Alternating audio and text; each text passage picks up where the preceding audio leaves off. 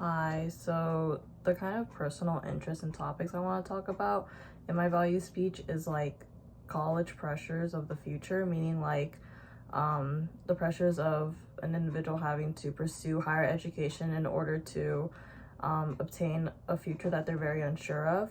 I also want to talk about things like sports because I like love badminton, and I also kind of want to talk about like why we do the things we do. So like, why do we say the things we say? Why do we eat what we eat? Why do we make the decisions that we make? Just things like that.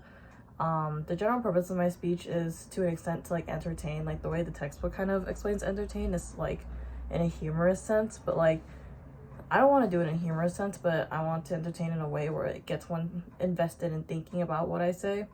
As for the three effects, I think that also relates to like the idea of cognitive effect, because I want the audience to kind of take in my speech, understand what I'm trying to explain, because the values I want to talk about are something that I express from my own thoughts and my own beliefs. So I want the audience to be able to evaluate my own words and even gain new perspective in those types of things.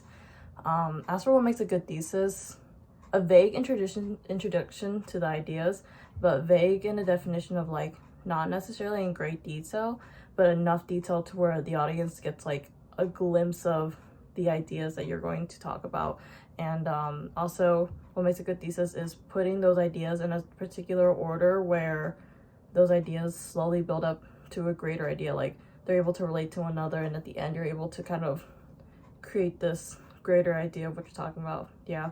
As for what makes like a bad thesis, it's like not introducing what you're talking about, because that's just gonna, one, confuse the audience, and it's gonna seem like you're talking about literally nonsense, and it could also just lead to general disinterest in what you're talking about. So yeah, thank you.